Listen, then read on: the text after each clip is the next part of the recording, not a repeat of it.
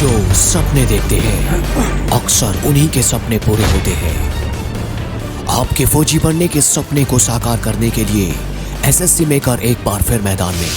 Top class अनुभवी शिक्षकों के मार्गदर्शन में तैयार किया गया एसएससी जीडी फौजी बैच, जो देता है आपको 100% सिलेक्शन की गारंटी। तो देरी किस बात की, आज ही ज्वाइन करें एसएससी जीडी फौजी बैच मात्र 250 रुपये में और करें अपने सिलेक्शन को पक्का। ऑफर सीमित समय के लिए उपलब्ध। अधिक जानकारी के लिए आप एसएससी मेकर ऐप डाउनलोड करें और दिए गए नंबर पर कॉल करें।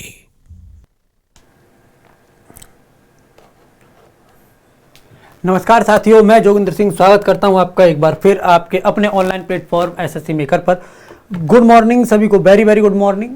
जो बच्चे क्लास के साथ जुड़ गए हैं, एक बार आप सभी इस क्लास को शेयर कर दीजिए, जिससे कि और भी जो बच्चे हैं वो क्लास के साथ जुड़े और उन्हें भी इसका लाभ प्राप्त हो सके। याद रखिएगा, ये जो आपकी क्लास है ये चल रही है आपकी एसएससी जीडी के लिए। यहाँ पर आप उन सभी महत्वपूर्ण क्वेश्चंस को करेंगे जो आपके एग्जाम के पॉइंट ऑफ व्यू से जरूरी हैं, जो आपके एग्जाम के लिए जरूरी हैं, जो आपके एग्जाम के पॉइंट ऑफ व्यू के लिए जरूरी हैं। उन सभी प्रश्नों को हम यहाँ पर करने वाले हैं। तो एक बार आप सभी इस क्लास को शेयर और लाइक कर दीजिएगा, चैनल को सब्सक्राइब करके बेल आइकन का बटन दबाइएगा, ठीक है। चलिए क्लास को शुरू करते हैं। पहला क्वेश्चन है आपका, ब्रिटिश सरकार ने भारत पर सीधे शासन करना कब आरंभ किया था? प्लासी के युद्ध के बाद, पानीपत के युद्ध के बाद, मैसूर की लड़ाई के बाद और सिपाहियों के गदर के बाद। When did the British government start directly ruling India? After the Battle of Plassey, after the Battle of Panipat, after the Battle of Mysore, after the mutiny of the soldier। देखो कह ये रहा है, इससे पहले भारत पर जो है वो कंपनी शासन कर रही थी। इनके कहने का मतलब है, इससे पहले भारत पर जो शासन कर रही थी वो कर रही थी कंपनी। और इनमें से किस एक के बाद, इनमें से किस एक के, कौन से एक युद्ध के बाद, कौन सी एक घटना के बाद जो शासन है वो कंपनी से निकलकर ब्रिटिश हाथों में चला गया? कंपनी से निकल के कहां चला गया? कंपनी से निकलकर यह ब्रिटिश हाथों में चला गया। प्लासी का युद्ध हुआ है आपका 1757 में। 1757 में युद्ध के बाद जो शक्ति है वो कंपनी के हाथों में आई, जो शक्ति है वो कंपनी के हाथों में आई। पानीपत के 3 युद्ध हुए हैं। पहला हुआ है आपका 1526 में, तब अंग्रेज थे, लेकिन मतलब ईस्ट इंडिया कंपनी तब बनी नहीं थी। दूसरा हुआ है 1556 में, ठीक है, और तीसरा हुआ है 1761 में। 1761 में जो तीसरा पानीपत का युद्ध हुआ है, इसने भारत की सबसे बड़ी शक्ति मराठों की कमर तोड़ दी थी, जिससे जो है कंपनी को राहत मिली और कंपनी ने आगे चल के जो है शासन करना शुरू किया। मैसूर का युद्ध जो है ये हुआ है 1799 में, चौथा, जिसके चलते मैसूर की शक्ति जो है वो समाप्त हो गई थी। सिपाहियों का जो गदर आंदोलन है ये हुआ है 1857 में। कब? 1857 में, जब डलहौजी ने व्यक्तिगत का सिद्धांत लेकर आया था और कंपनी ने अपने साम्राज्य का विस्तार करना प्रारंभ किया था। उसके बाद इस विद्रोह को दबाया गया और जो शासन था वो कंपनी के हाथ से निकलकर कहां चला गया? कंपनी के हाथ से निकलकर ये शासन जो है ये चला गया किसके पास? तो याद रखिएगा, ये चला गया ब्रिटिश शक्ति के पास। किसके पास? ब्रिटिश शक्ति के पास। तो ये याद रखना, ठीक। अच्छा, एक अधिनियम आया था 1858 में। बेसिकली ये घोषणा थी किसकी? रानी विक्टोरिया की, जिसके चलते ये कहा गया था कि अब भारत में जो शासन है वो ब्रिटिशर्स के हाथों में है और जो शासन है वो वायसराय के द्वारा होगा। जो शासन है वो वायसराय के द्वारा किया जाएगा, ये याद रखना, ठीक है। किसके द्वारा? वायसराय के द्वारा किया जाएगा। सही जवाब हो जाएगा आपका डी, ठीक। आगे, राज्य अपहरण नीति सबसे पहले किस भारतीय रियासत पर लागू गई? Satara, Jhansi, Awadh, Jaunpur. State abduction policy was first implemented on which Indian princely state? पूछ रहा है व्यपगत का सिद्धांत। इसका व्यपगत का सिद्धांत या विलय की नीति जो लेकर आए थे,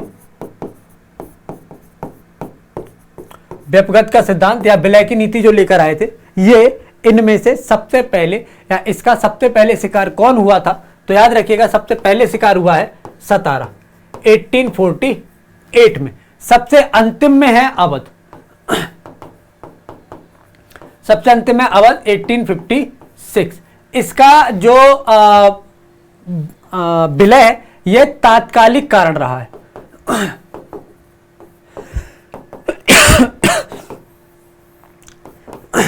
क्या रहा है, यह तात्कालिक कारण रहा है किसका, 1857 की क्रांति का।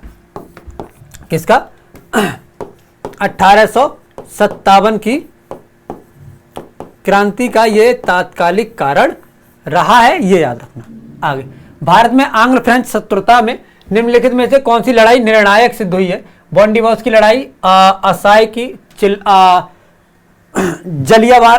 चिलियावाला और सेरीरंगपट्टनम। इनमें से आंग्ल फ्रेंच जो युद्ध है उसकी जो निर्णायक लड़ाई है वो इनमें से कौन सी एक रही है। तो याद रखना, बॉन्डिवॉस का जो युद्ध है ये 1760 में हुआ था, और ये जो युद्ध है 1760 का, ये जो युद्ध है ये निर्णायक रहा है। इसके चलते फ्रांसीसी की शक्ति जो है, फ्रांसीसियों की शक्ति पूर्णतः समाप्त हो गई थी। कहां से, भारत से। कहां से, ये जो शक्ति है ये पूर्णतः समाप्त हो गई थी भारत से, ये याद रखना। किस गवर्नर जनरल के काल में पंजाब को ब्रिटिश साम्राज्य में मिलाया गया। इनमें से कौन सा गवर्नर जनरल है जिसके समय में पंजाब को जो है किसमें, ब्रिटिश साम्राज्य में मिला लिया गया था। Lord William Bentinck, Lord Dalhousie, Lord Cornwallis, Lord Canning. During the reign of which governor general Punjab was merged into British empire. कब, किसके समय में, तो याद रखिएगा ये है लॉर्ड डलहौजी के समय में। जो लॉर्ड डलहौजी है वो 1848 में भारत आया था, और जो पंजाब का विलय है ये व्यक्तिगत सिद्धांत के आधार पर नहीं बल्कि इनको पराजित करके, जो आंग्ल सिख युद्ध हुआ था इसमें जो पंजाब है इसको पराजित किया, उसके बाद इसका विलय जो है ब्रिटिश साम्राज्य में किया गया है, ये याद रखना। ठीक है। अच्छा, आगे, किस गवर्नर जनरल का नाम राज्य हड़प नीति के साथ जुड़ा है। इनमें से कौन सा एक है जिसका राज्य हड़प नीति के साथ जुड़ा हुआ है। Lord Ripon, Dalhousie, Bentinck, Curzon. Which governor general name is associated with the state usurpation policy, यानी डॉक्ट्रिन ऑफ लैप्स के चलते या डॉक्ट्रिन ऑफ लैप्स से इनमें से कौन सा एक वायसराय है जिसका नाम जुड़ा हुआ है। तो याद रखिएगा ये जुड़ा हुआ है लॉर्ड डलहौजी का। रिपन के बारे में याद रखिएगा, इसने जो वर्नाकुलर प्रेस एक्ट था, है ना, इसको समाप्त किया था। रिपन के समय में ही नियमित जनगणना प्रारंभ हुई 1881 से। ठीक है। रिपन को स्थानीय स्वशासन का जनक भी कहते हैं।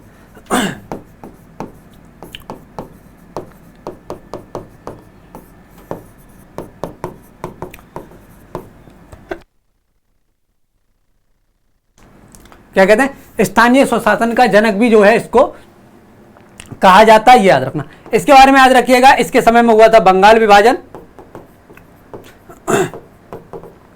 बेंटिक के समय पर सती प्रथा का अंत।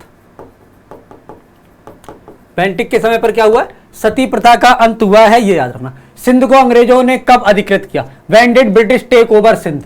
अंग्रेजों ने सिंध को जो है कब टेक ओवर किया है वो पूछ रहा है। 1840, 41, 42 और 43। When did the British take over Sindh. जो ब्रिटिशर्स है इन्होंने सिंध को टेक ओवर किया है, पूछ रहा है कब। तो याद रखिएगा जो अंग्रेज हैं उन्होंने सिंध को जीता था। कब जीता है, तो याद रखिएगा इन्होंने जो सिंध को जीता है यह जीता है आपका, एक मिनट रुकिएगा बस, वेट अ मिनट, है ना, एक मिनट बस।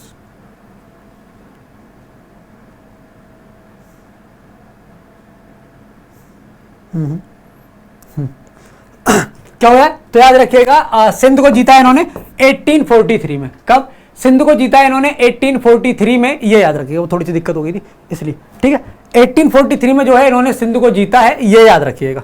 ठीक है। अच्छा, आगे, तीसरे एंग्लो मैसूर युद्ध को समाप्त करने के लिए टीपू सुल्तान ने अंग्रेजों के साथ इनमें से कौन सी संधि की थी। देखो जो मैसूर है जिसे हम बोलते हैं आंग्ल मैसूर युद्ध, अंग्रेजों और मैसूर के बीच। टीपू सुल्तान का पिता था हैदर अली, जिसने मैसूर को एक शक्तिशाली राज्य बनाया था, है ना। और उसी के समय से अंग्रेजों और मैसूरों के बीच में जो है युद्ध होना प्रारंभ हुआ, जिसमें 4 युद्ध हुए हैं टोटल। तीसरे युद्ध में इनमें से श्रीरंगपट्टनम की संधि हुई, जिसके चलते टीपू सुल्तान ने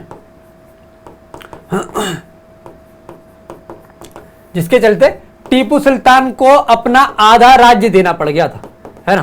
क्या, टीपू सुल्तान को अपना आधा राज्य जो है वो अंग्रेजों और अंग्रेजों के जो संघ था उसको अपना आधा राज्य देना पड़ गया था श्रीरंगपट्टनम की संधि के चलते, ये याद रखना। ब्लैक होल त्रासदी कहाँ घटी थी? मुंगेर, कलकत्ता, मुर्शिदाबाद या ढाका? जो ब्लैक होल त्रासदी है ये कहाँ घटी थी? Where did black hole tragedy occur? तो अगर मैं बात करूं ब्लैक होल ट्रेजेडी की तो ये घटी थी कलकत्ता में। इसमें कहना था कि बहुत से अंग्रेजों को एक छोटे से कमरे में बंद कर दिया जिसमें जो है उन सारे अंग्रेजों की दम घुटने से मौत हो गई। ब्लैक होल त्रासदी जिसे कहा जाता है।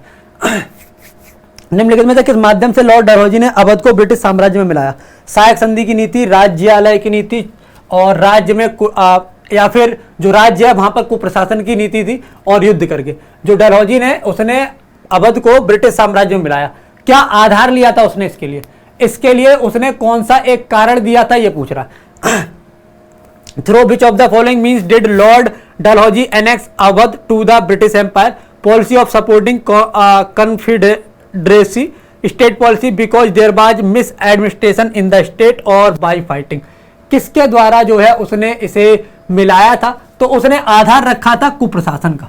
किसका? उसने आधार रखा था कुप्रशासन का। तो ये याद रखना, उसने कहा था कि अवध का जो नवाब है वो जनता के साथ अन्याय कर रहा है और यही वजह है कि हम इसका विलय कर रहे हैं और हम वहां की जनता को अच्छा प्रशासन प्रोवाइड कराएंगे। ब्रिटिश को राजनीतिक शक्ति किसके बाद प्राप्त हुई? प्लासी के युद्ध, पानीपत, बक्सर या बॉन्डिवोस? अगर बात करें ब्रिटिश को राजनीतिक शक्ति जो प्राप्त हुई है वो प्राप्त हुई है बक्सर के युद्ध के बाद। किसके? बक्सर के युद्ध के बाद। इसके कहने का मतलब ये था कि राजनीतिक शक्ति ना, इसके बाद तो वास्तविक शक्ति प्राप्त हुई है। राजनीतिक शक्ति प्लासी युद्ध के बाद प्राप्त हुई है क्योंकि प्लासी के युद्ध के बाद बंगाल में वो राजनीति को अपने हिसाब से मोड़ सकते थे, लेकिन प्लासी के युद्ध के समय के बाद भी उनके सामने बहुत चुनौतियां थी। जैसे फ्रांस उनके सामने चुनौती थी, अवध का नवाब उनके सामने चुनौती थी, मुगल सम्राट उनके सामने चुनौती थी और मराठे उनके सामने चुनौती थी। मतलब उनकी शक्ति के सामने इतनी शक्तियां थी, अगर वो डायरेक्टली अगर युद्ध करते तो इनसे हारे जाते, है ना, हार सकते थे या हार जाते। इसके बाद याद रखिएगा इन्होंने जो है मतलब जो जो अंग्रेज हैं इनका भाग्य ने कैसे साथ दिया या इन्होंने कैसे बुद्धि लगाई, जो भी सबसे पहला युद्ध हुआ 1760 में जिसमें इन्होंने फ्रांसीसियों को हरा दिया। फ्रांसीसी हार गए, एक कांटा इनके रास्ते का निकल गया।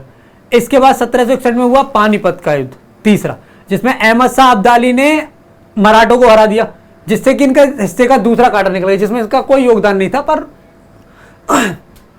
जो मराठे हैं वो हार गए।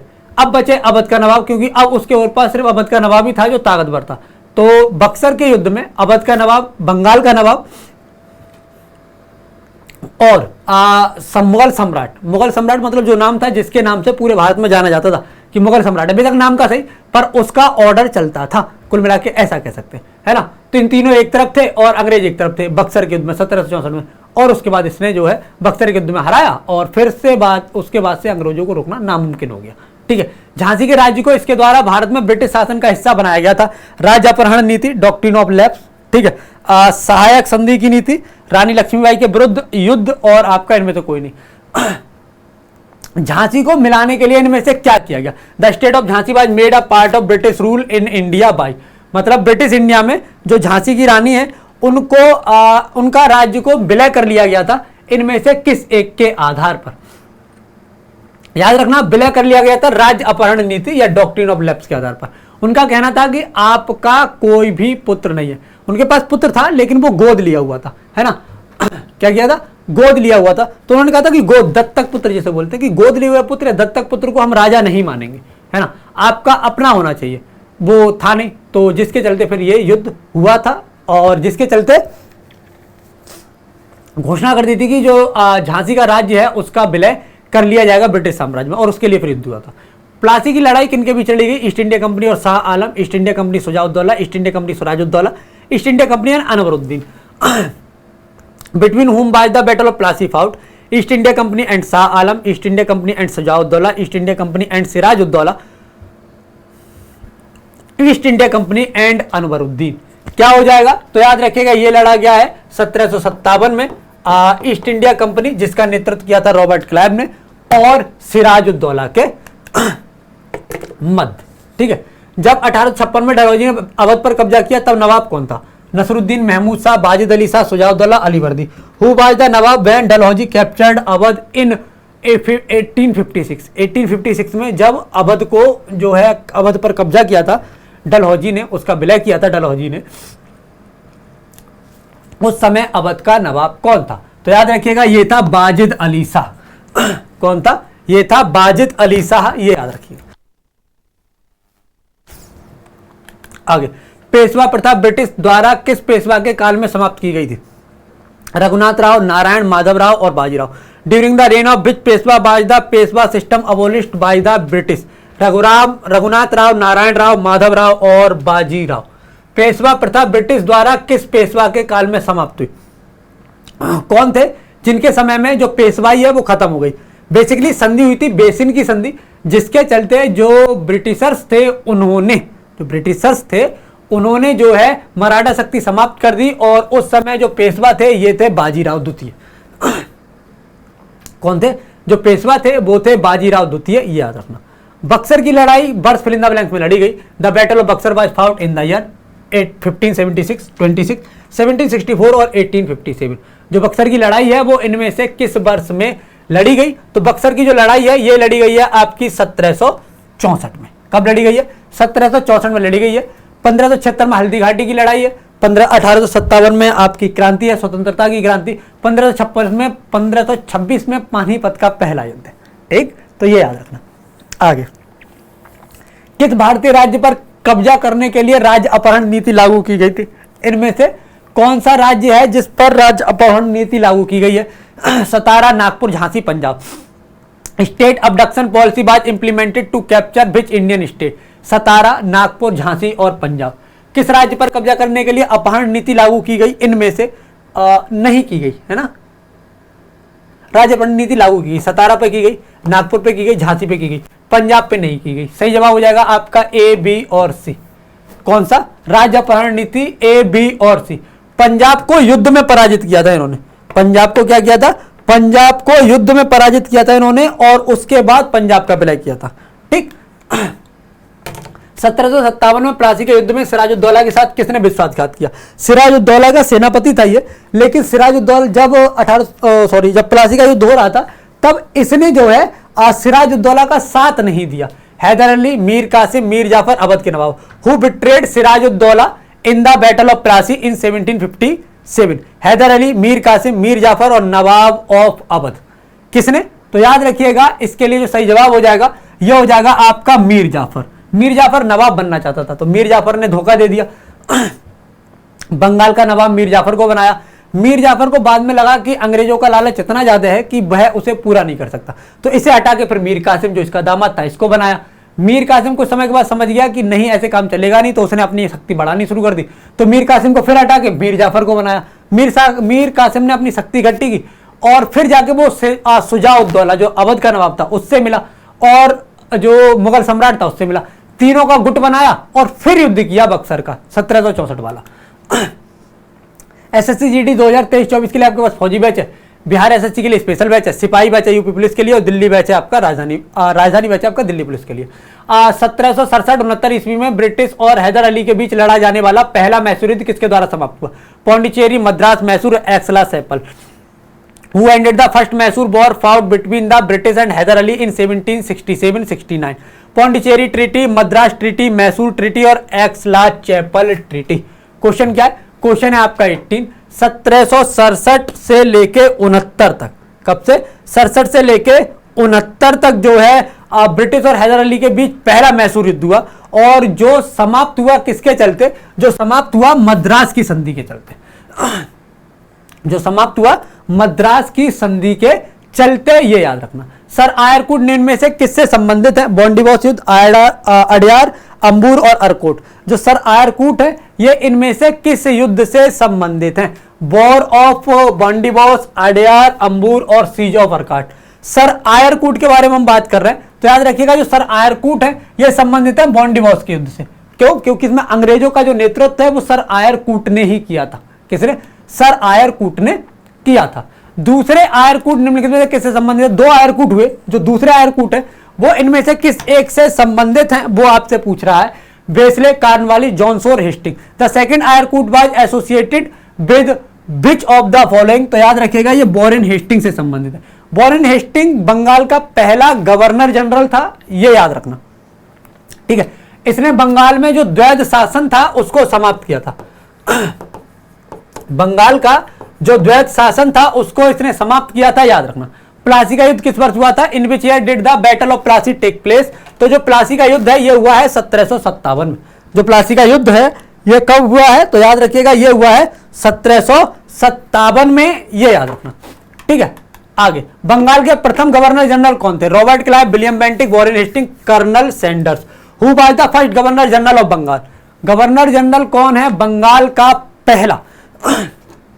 अभी अभी मैंने बताया कौन था, तो ये था वॉरेन हेस्टिंग। कौन था? ये था वॉरेन हेस्टिंग। अगर बात की जाए अंतिम की, है ना, अगर बात की जाए अंतिम की, तो याद रखिएगा अंतिम गवर्नर जनरल कहां का? बंगाल का, यही है। भारत का प्रथम गवर्नर जनरल तो विलियम बेंटिक ही है। भारत का पहला विलियम बेंटिक, बंगाल का अंतिम विलियम बेंटिक। आगे, दिल्ली को भारत की राजधानी कब घोषित किया गया? When was Delhi declared the capital of India? 1901, 11, 13 और 21। हुआ क्या? इससे पहले भारत की राजधानी थी कलकत्ता। कलकत्ता से दिल्ली शिफ्ट की गई 1911 में। कब? 1911 में, क्योंकि बंगाल जो है वो आंदोलनकारियों के लिए गढ़ होता जा रहा था, तो उन्होंने सोचा क्यों ना दिल्ली शिफ्ट कर ले, तो इन्होंने दिल्ली शिफ्ट कर ली 1911 में, ठीक है। 1911 में हुआ था तृतीय दिल्ली दरबार। क्या हुआ था? तृतीय दिल्ली दरबार। क्या हो जाएगा? ये हो जाएगा आपका तृतीय दिल्ली दरबार, ठीक है, ये याद रखिएगा। तीसरे दिल्ली दरबार के बारे में अगर मैं बात करूं आपका, मतलब ये जो तृतीय दिल्ली दरबार है इसके बारे में अगर मैं बात करूं तो याद रखना इसमें जॉर्ज पंचम स्वयं आए थे। कौन आए थे? जॉर्ज पंचम जो है ये स्वयं आए थे। और इसके बारे में एक चीज और याद रखिएगा तीसरे दिल्ली दरबार के बारे में, और वो क्या है? वो ये कि जो दिल्ली दरबार है ये हुआ था लॉर्ड हार्डिंग के समय। कब हुआ था? ये हुआ था लॉर्ड हार्डिंग के समय, याद रखना। भारत का प्रथम गवर्नर जनरल कौन था? लॉर्ड कैनिंग, कर्जन, बेबल और Mountbatten. Who was the first governor general of India? Bharat का पहला गवर्नर जनरल इनमें से कौन था? तो अभी अभी मैंने बताया था, वो कौन था? वो था विलियम बेंटिक। कौन था? वो था विलियम बेंटिक, भारत का पहला गवर्नर जनरल। कौन? भारत का पहला गवर्नर जनरल, ठीक है। अगर मैं यहां पर बात करूं, अगर इस क्वेश्चन को बदल दूं और गवर्नर जनरल की जगह मैं वायसराय कर दूं, है ना, या प्रथम की जगह अंतिम कर दूं, प्रथम की जगह मैं अंतिम कर दूं और फर्स्ट की जगह अगर मैं लास्ट कर दूं,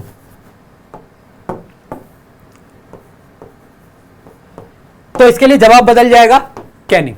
क्या हो जाएगा? तब इसके लिए जवाब हो जाएगा आपका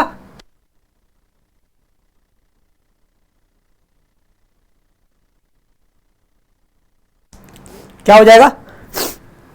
ये हो जाएगा आपका कैनिंग, ये याद रखना, ठीक है। अच्छा, अगर इसकी मैं बात करूं तो याद रखिएगा ये भारत का प्रथम वायसराय भी रहा है। क्या? भारत का प्रथम वायसराय 1858 में बना था। कब बना था? 1858 में ये बना था, ये याद रखना, ठीक है। आगे, बंगाल के प्रथम governor general Clive, Bentinck, Hasting और चार्ल्स कॉर्नवालिस। बंगाल का पहला गवर्नर जनरल कौन है? वॉरेन हेस्टिंग, ठीक है। आगे, लॉर्ड कॉर्नवालिस ने सिराजुद्दौला को किस युद्ध में हराया था? लॉर्ड कॉर्नवालिस ने जो है वो अंग्रेजों का नेतृत्व किया था, और इनमें से किस युद्ध में हराया था? प्लासी का युद्ध, बक्सर का युद्ध, पानीपत का युद्ध, हल्दी घाटी का युद्ध। In which battle did Lord Clive defeat Sirajuddaula? Lord Clive ने सिराजुद्दौला को हराया था किस युद्ध में? तो याद रखिएगा ये हराया था प्लासी के युद्ध में, जो कि 1757 में हुआ था। प्लासी की जंग के बाद सिराजुद्दौला को मार दिया गया और किसे नवाब बनाया गया? मीर जाफर के पुत्रों ने जो है सिराजुद्दौला को मारा था, और सिराजुद्दौला को मार के जो नवाब बना था वो बना था मीर जाफर, मीर जाफर के पुत्रों ने मारा था। किसने? मीर जाफर के पुत्रों ने। मीर जाफर की अगर मैं बात करूं तो मीर जाफर के बाद बना है मीर कासिम। मीर कासिम को हटा के फिर से बनाया गया किसे? मीर जाफर को, तो ये याद रखना। ब्रिटिश ईस्ट इंडिया कंपनी और बंगाल के नवाब के बीच प्लासी की लड़ाई कब लड़ी गई? 1757। ठीक, आगे उम्मीद है मुझे ये याद हो जाएंगे, दोबारा याद ना करने पड़े आपको, एक बार में ही हो जाएंगे, पर ध्यान दो अगर थोड़ा सा तो, अगर नहीं दो ध्यान दे पाओगे तब दिक्कत हो जाएगी। श्रीरंगपट्टनम की संधि के अनुसार इनमें से किसे ब्रिटिश को सौंप दिया गया? इनमें से कौन सी जगह है जो ब्रिटिश को सौंप दी गई श्रीरंगपट्टनम की संधि के अनुसार? श्रीरंगपट्टनम की संधि हुई थी तीसरे आंग्ल मैसूर युद्ध के बाद, है ना। According to the treaty of Srirangapatnam which of the following was handed over to the British, है ना। श्रीरंगपट्टनम की संधि के अनुसार किसे जो है ब्रिटिश को सौंप दिया गया था, वो आपको बताना है। ठीक, बताओ जरा क्या हो जाएगा। ठीक है ना, क्या हो जाएगा? तो याद रखिएगा कौन सा एरिया है जो इन्हें सौंपा गया था, ये सौंपा गया था मालाबार। कौन सा? इन्हें जो सौंपा गया था, ये सौंपा गया था आपका मालाबार, तो ये याद रखना। ठीक है, ठीक, बढ़िया। आगे, किस गवर्नर जनरल के समय में सिंध का विलय ब्रिटिश राज्य में किया गया? लॉर्ड डलहौजी, एलनबरो, चेम्सफोर्ड और Lord Hasting. During the time of which governor general Sindh was merged into the British state? Lord Dalhousie, Lord Ellenborough, Chelmsford और हेस्टिंग। किस गवर्नर जनरल के समय पर सिंध का विलय हुआ? तो अगर बात की जाए सिंध के विलय की, और सिंध का जो विलय हुआ है ये हुआ है लॉर्ड एलनबरो के समय पर। किसके समय पर? लॉर्ड एलनबरो के समय पर सिंध का विलय हुआ है, ये याद रखना। निम्नलिखित में से किसके द्वारा बंगाल का स्थायी मालगुजारी बंदोबस्त शुरू किया गया? स्थायी बंदोबस्त जो है ये बंगाल में प्रारंभ किया गया, इनमें से किसके समय पर? Clive, Hasting, Wellesley, Cornwallis. Why which of the following was the permanent revenue settlement of Bengal started? किसके समय में ये स्टार्ट हुआ है? ये हो जाएगा आपका डी यानी कि कॉर्नवालिस। क्या हो जाएगा? ये हो जाएगा आपका डी यानी कि कॉर्नवालिस, ये याद रखना। आगे, भारत में सबसे पहली रेलगाड़ी कब चलाई गई? When was the first train run in India? Bharat में पहली ट्रेन कब रन हुई? ये हुई थी डलहौजी के समय में। कहां से कहां तक? मुंबई से थाने, मुंबई से थाने के बीच हुई थी, ये याद रखिएगा। ठीक है, सही जवाब क्या हो जाएगा? ये हो जाएगा आपका 1853। इसी के समय में 1854 में तार व्यवस्था शुरू हुई थी। कहां से? आगरा से कलकत्ता। कहां से? आगरा से कलकत्ता, ये याद रखना। ठीक है,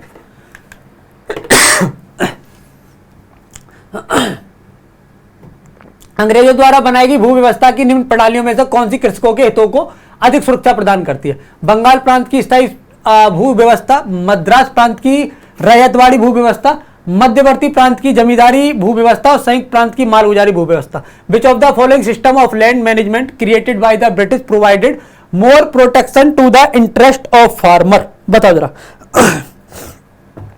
बताओ, अंग्रेजों द्वारा भू व्यवस्था की निम्न प्रणालियों में से कौन सी कृषकों के हितों को अधिक सुरक्षा देती है? बताओ जरा, कौन सी है जो अधिक सुरक्षा देती है?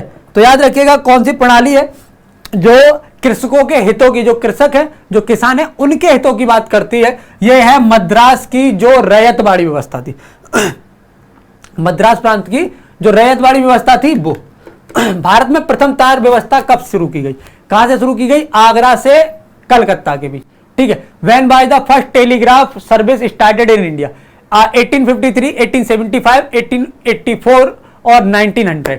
तो ये कब शुरू की गई है? ये शुरू की गई है आपका बेसिकली शुरू की गई है 1854 में, पर वो है नहीं तो इसलिए 1853 आप लगा सकते हो। है 1854, याद रखना। 1853 और 1854 अगर ऑप्शन में आ जाए तो मैं सही ना कर दूं।